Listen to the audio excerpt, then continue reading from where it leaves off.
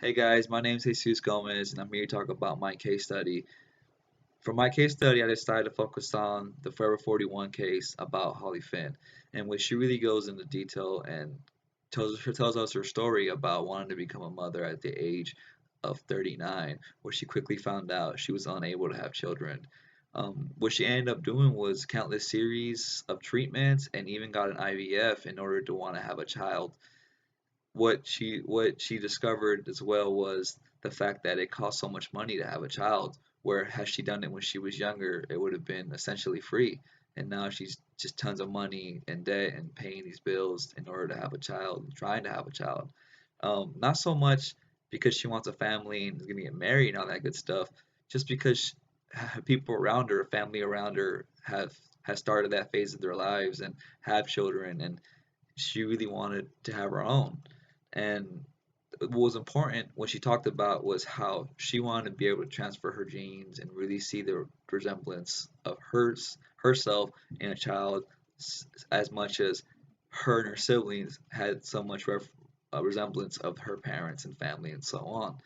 Um, One of the interesting facts talked about how many women are waiting, and women later in life are wanting to have kids. And in 2014, that number of the age of women years age and older has gone up from like 12% to 23.7. So people are starting to wait now in order to have kids, which is good and bad.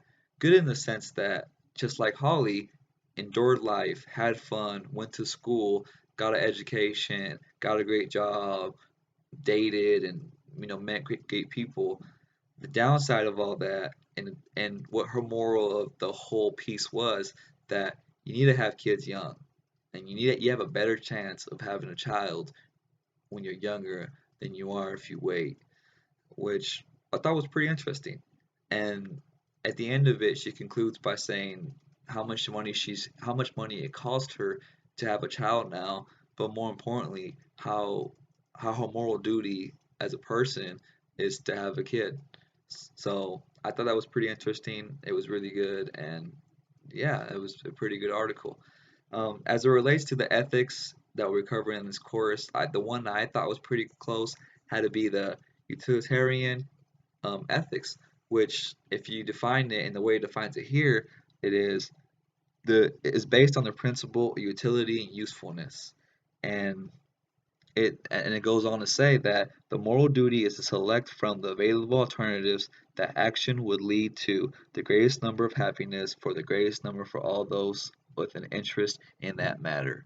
So if you live your life wanting to have it, living life, enduring life, then it's to make you happy and to do things that make you happy and that are more accepted by yourself and everyone else. But it also is you being useful to a community and you being able to help everybody out as well. But what I compare it to, and what I want to tie into her case, what it's the usefulness, and how she referenced in her article how she felt useless in the sense that she could not have a child, that it was her moral duty to do so, and that she couldn't have any. Um, it goes as you define the ethic. It goes on to talk about how um, there are two types of utilitarians. There's ag-utilitarians, and then there's rule utilitarians. And then ag-utilitarians calculate benefits for each specific situation. So if I want to use this as an example in her story, I want to talk about the early stages of her life as a ag-utilitarian. As a young person, she chose to go to school, have fun, and do all that good stuff. She made the choice that was best suited for her at that time, was to get a career, to really enjoy life, and wait to have kids. And then the other one, rule utilitarians, the attempt to define general policies that consistently followed will lead to the greatest good for greatest number. So, how do I tie that one in? Is pretty much in her best interest back when she was young. It was more in the greater interest of people or mankind to have children, and which she ultimately found out and couldn't happen. Um, but it was pretty cool to read about this thing, and it was really good about trying to compare ethics.